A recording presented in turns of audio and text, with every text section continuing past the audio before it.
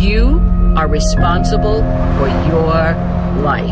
And if you're sitting around waiting on somebody to save you, to fix you, to even help you, you are wasting your time, because only you have the power to take responsibility to move your life forward. Nobody is gonna cry for you. They have their own tears. One thing I'm positive about is how ROI negative complaining is, and how much I'm trying to suffocate the practice of it. I really have been fascinated by people that have changed their mindset into understanding that everything that is not going well right now is their fault. It has been remarkably important to me in understanding that everything that I'm not happy about is on me. It's a remarkably interesting brain twist. The amount of energy spent on things that you can't control versus being accountable to what you can control has been a huge separator for me in the last 4 or 5 years as I've dug deep. I always tell people the most valuable lesson I got from my mentor, Jim Rohn, was I asked my father, worked 2 jobs. We were always broke. We had no money for food. And we lived in a community we moved to, which was, I thought they were all rich and we were on the other side of the tracks. It was lower middle class, but compared to where we lived before, these people seem rich compared to us. And I just didn't understand it. And Jim said to me, Tony, it's not about the value of your soul. It's about the value of you in the marketplace. And your father's skills are not that valuable. Someone said we have 2 primary choices in life. We can either accept conditions as they exist, or we can take the responsibility to change them. See, a lot of people want to exempt themselves from taking responsibility. All they want to do is talk about the problem. Every time you see them, they'll tell you their story over and over and over and over again. No one's going to do anything for you. Couple rules of being a real leader. You need to take responsibility for your own life. Bringing energy to your team, leading and recruiting, leading in leadership, leading in growth. Nobody owes you anything, but you owe other people everything. That's what a leader does. You take responsibility. You know exactly right now what you're not doing. It would be criminal of you to leave here and say, I don't know what to do. You know exactly what you're afraid of. You know exactly what you've been avoiding, and you got to make a decision to change it. You know exactly what it is. Don't BS anybody. You know what you need to do different. You know the changes you need to make. And if you can do that, you stop kidding yourself, you can win. You can overcome your fear, overcome procrastination, whatever that is. I say to people, you got to participate in your own rescue. You've got to retool yourself. There are no skill sets in community colleges today, for the most part, that are going to prepare you for the economy or a job that's there. So what is that going to do? You're just going to waste more money, more time. We need to retool ourselves. The government's not going to do it for you. And even when you're struggling, even when you're discouraged, and you feel like other people have given up on you, don't ever give up on yourself. Right now, between me and the person I want to be, between you and the person you want to be, there is a gap of skill set, and that's it.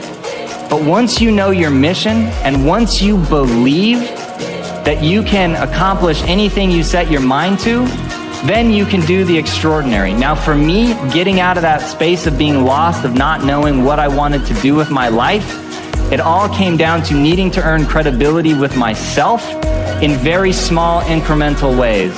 And I knew if I was going to accomplish anything in my life, I was going to have to get control of my mind.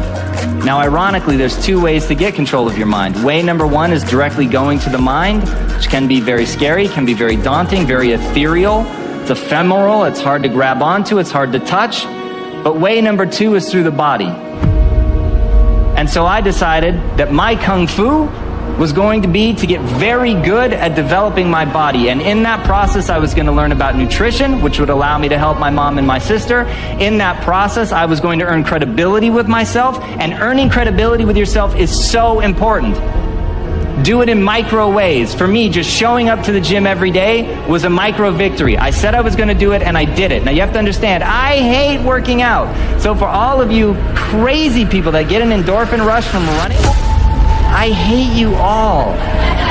Running for me is like being stuffed into a meat grinder. There is absolutely nothing pleasurable about it whatsoever. So whatever neurological thing you guys get that you've been blessed with, I have not been blessed with that. So for me, showing up at the gym sucks. Eating a bowl of ice cream is awesome. And so getting to a better place for me was a totally different journey. Thank you. And what that was just showing up every day and putting in the work. It was reading about human metabolism and understanding how what I eat impacts my body. It was earning a little bit of discipline every day, knowing that, well, I did it yesterday, I can do it again today. It was not eating something that I wanted to eat. And most importantly, and if you're taking notes, write this down, it was about changing my identity. Because at the end of the day, identity and values drive behavior. Identity and values drive behavior. So if you want to make a change, you have to change your vision of who you are. You have to begin telling yourself a different narrative. And the narrative you tell yourself about yourself is everything. And if you tell yourself that you're a scared, undereducated kid from Tacoma whose family has never accomplished anything, let me tell you what you will become. A scared, undereducated kid from Tacoma who never accomplishes anything, because that's what you believe. You tell yourself that story enough, and it will become real. But on the flip side, you could tell yourself a story of you're a learner. You learn faster than most people. You're willing to put in more work than most people. You're willing to read more books than most people. You're willing to spend an inhuman amount of time every day improving your mind simply by getting new ideas into the system. And that you will admit that you're wrong faster than anybody else, that you won't let your ego get in the way. And you tell yourself that story over and over and over. So when somebody comes and tells you how stupid you are, that you're just a dumb kid from Tacoma, you go, you're right, that's amazing. Thank you for pointing out that flaw, because now that I'm aware of it, I can improve it, because I'm the learner. And once I switched my narrative to being the learner, it didn't matter where I started, it only mattered where I was trying to go. And as long as I had that clarity, then I could execute, because I believed I could do anything I set my mind to without limitation. You don't need a better economy. You don't need better seed and soil. In fact, when it comes to seed and soil and rain and sunshine and seasons and the miracle of life, that's all you got. Now, what if you blame this stuff? Then you're blaming all you got. If you blame the economy, and you blame the schools, and you blame the teachers, and you blame the sermons and the preachers, and you blame, the marketplace, and you blame the company and company policy, what else is there? When some people get through with their blame list, there isn't nothing else. That's all there is. And if you blame the only thing you've got to work with, I'm telling you, it's called mistake colossal. In not understanding that that's all you've got to work with. And if this is all you've got to work with, then you don't change the seed, and you don't change the soil, and you don't change the rain, and you don't change the sunshine, you don't change the seasons.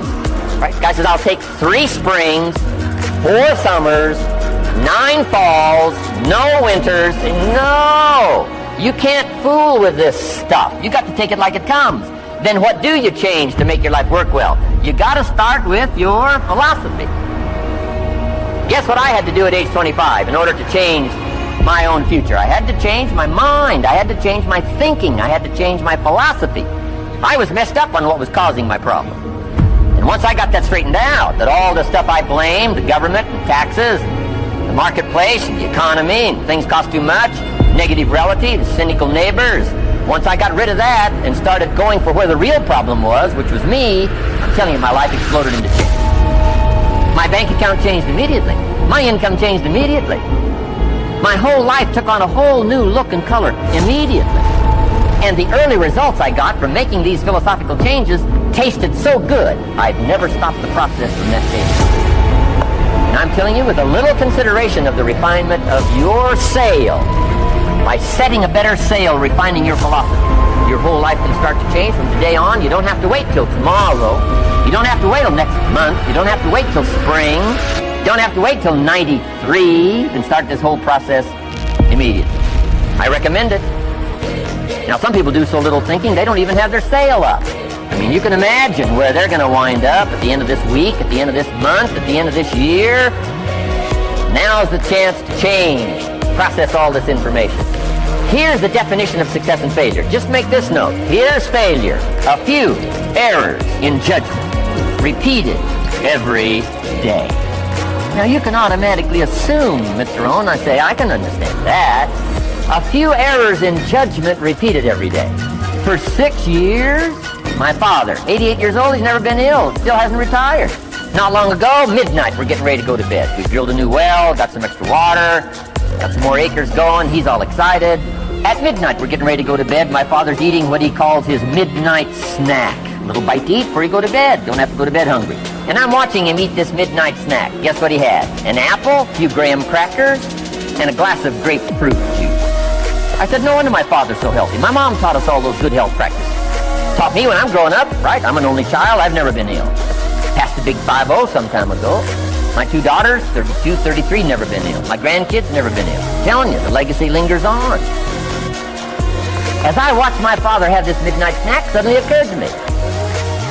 I know that's part of it. An apple, what? A day. That's gotten to Dallas-Fort Worth, right? An apple. An apple a day keeps the doctor away. Good question for this intelligent audience. What if that's true? You say, well, Mr. Owen, if that's true, that would be easy to do. Then what's the problem? It's easy not to do. It's easy not to adopt it as your own personal philosophy. Or the guy messed up the saying. Guy says a Hershey bar a day. Say, no. No. You've been watching too much television. It is not Hershey bar. You've got to be smarter in philosophy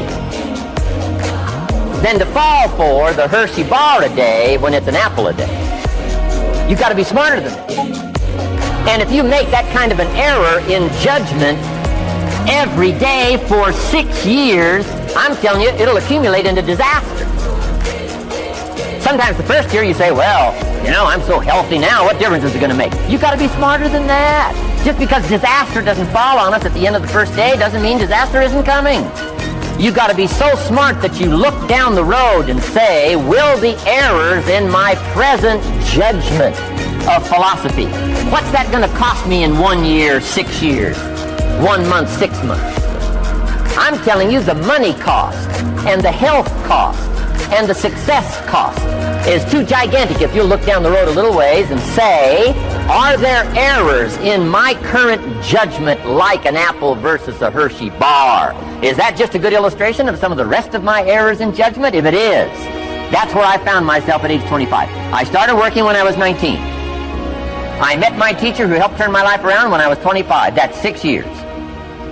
At the end of the first 6 years of my economic life, I've got pennies in my pocket. I've got nothing in the bank. The creditors are calling saying, hey, you told us the check was in the mail. I'm embarrassed. I'm behind on my promises. I live in America. I'm 25-year-old American male. I got a nice family, every reason to do well. And I'm messed up. Now, what's messed up? I used to think it was the community that was messed up, and the country was messed up, and the government was messed up. If those Democrats ever get in the White House, that'll really mess things up. If the Republicans stay in power, that'll really mess things up. The economy was messed up. Interest rates are messed up. I thought all this stuff was messed up. Then I found out that's not what was messed up. I was criticizing the only thing I had to work with. What was really messed up was my own personal philosophy. My own errors in judgment in my own personal philosophy brought me in 6 years to pennies in my pocket, nothing in the bank, and trying to explain why I wasn't doing well, living in America, 25-year-old American male, got a family, every reason to do well. Now, once I understood this, here's the formula for failure: errors in judgment, being lax about developing your own personal philosophy. I'm telling you, it's called accumulated disaster.